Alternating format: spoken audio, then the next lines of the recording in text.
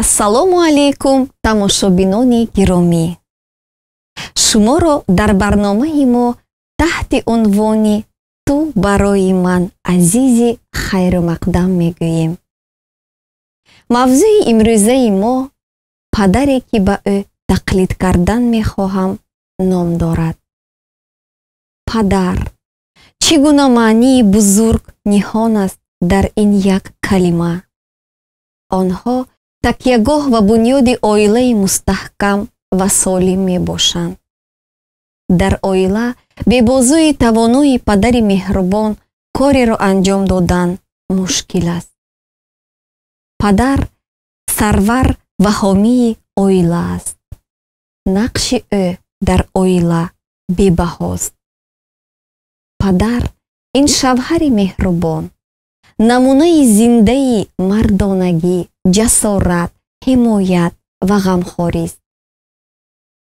биёед якҷоя навореро тамошо мекунем, ки дар он нақши падарро дар зиндагии фарзанд нишон медиҳад. нома ба падар.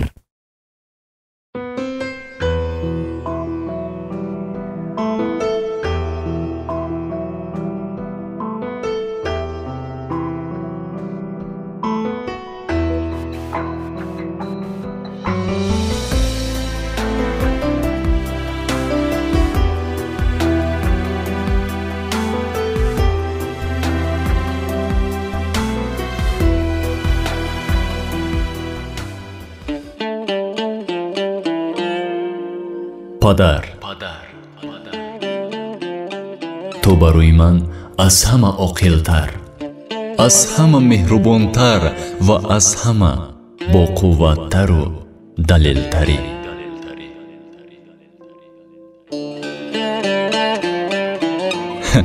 аз айёми кӯдакӣ ту барои ман аз ҳама беҳтаринӣ.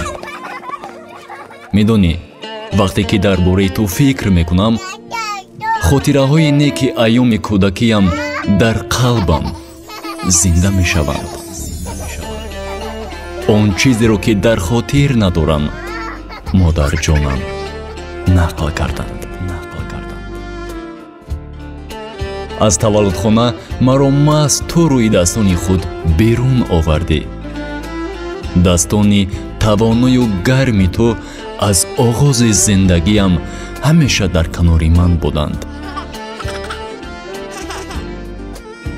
дар хотир дорам, баъди рӯзи вазнини корӣ ва ҳангоме ки ту сахт монда будӣ, чун медидӣ ки чӣ чизе моро ноором месозад ва ман тамоми шаб гирья мекунам. ту бошӣ беасабоният ва норизогии моро рӯи дастони худ гирифта ба оғӯш мекашидӣ ва ман гӯё ки дилсӯзию меҳрубонии туро эҳсос намуда бошам. ором мешудам.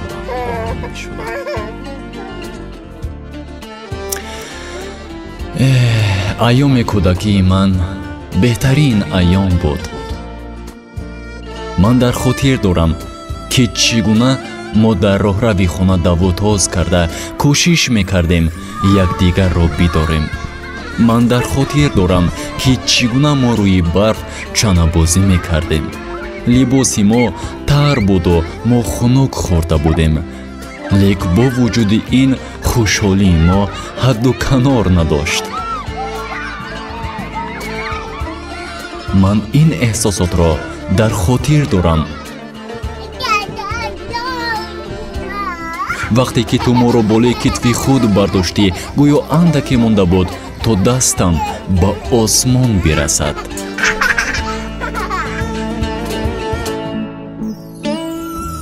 бале, дар хотир дорам, ки чӣ гуна дар анҷоми рӯзи дурударози истироҳат, вақте ки ман аз ҳама бозиҳо дар батуту аттраксионҳо хаста мешудам, ту ҳанӯз ҳам қудрати болои китф бардоштани ман, ба даст гирифтани бозичаҳо ва борхалтаи маро доштӣ. дар синни 3 солагӣ, бале, дар синни 3 солагӣ, вақте ки ту маро рӯи зонии худ сари чандбараки мошин шинондӣ ва рондани мошинро ба ман ёд медодӣ. дар хотир дорам ки чӣ гуна бо ту баҳс мекардам ки ман худ метавонам ин корро мустақилона анҷом диҳам ва дастони туро исроркорона аз чанбарак дур мекардам то идораи мошинро пурра ба ихтиёри хеш бигирам. медонӣ, ман ин ифтихорро аз ту ва ҳисси боварию мустақилиро дар хотир дорам. маҳз ту бо пурсабри бузург ба ман болға ба даст гирифтану тоб додани мурувват ва ҳалли масъалаҳои ба назар мушкилро ёд додӣ. дар айёми наврасӣ ту барои ман нафаре будӣ ки ба фикру ақидаат ҳамеша гӯш медодам. ту барои ман муътабар будӣ. падарҷон, ту ҳамеша мададгори ман будӣ ва ҳаргиз аз нохушиҳои ман дар канор намемондӣ. ту боэътимодтарин ва содиқтарин дӯсти ман будӣ. ман бо шодиҳо ва комёбиҳои худ аввалин шуда маҳз ба назди ту шитоб мекардам. ту ҳамеша маро таҳсин мегуфтӣ ва ин ба ман нерӯ ва боварӣ бештар мебахшид ки ман аз уҳдаи ҳама кор мебароям. падарҷон, ман медонистам ки ту ҳаргиз нисбати мушкилиҳо ва хоҳишҳои ман беэътино намемонӣ. ман бо ҳама гуна мушкилӣ маҳз ба ту метавонистам муроҷиат кунам. ту ҳаргиз намегуфтӣ ки ман мушкилиҳоямро бояд худам ҳал кунам, зеро ки сабаби онҳо худи ман ҳастам. ҳар қадаре ки ба кор банд будӣ, ман ҳамеша метавонистам ба ту занг занам ва ту ҳамеша ба занги телефонии ман ҷавоб медодӣ. баъзан зери лаб ман дар ҷаласа ҳузур дорам, корҳоят хубанд, гуфта мепурсидӣ ту аз ман. дар мушкилтарин айёми зиндагиам, вақте ки дар мактаб мушкилиҳо пайдо шуданд, ту нафаре будӣ ки маро дастгирӣ мекардӣ ва роҳбаланд менамудӣ.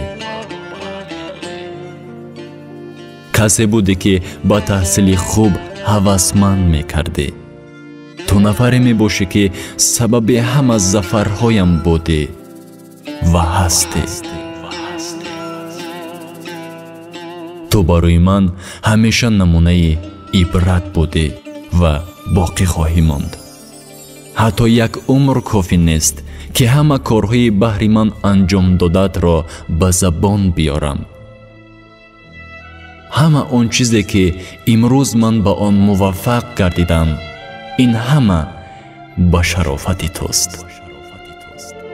ба шарофати худфидоӣ, дастгирии пайваста ва муҳаббати беандозаи ту нисбат ба ман.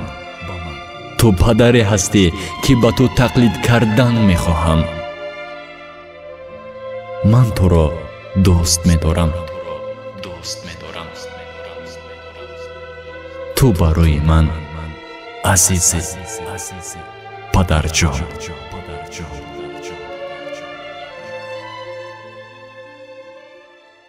падарони муҳтарам, нақши шумо дар зиндагии фарзандон бебаҳост. дар ин ҷо мо бо шумо худоҳофизӣ мекунем. назари худро дар ин мавзӯи муҳим ба мо бинависед.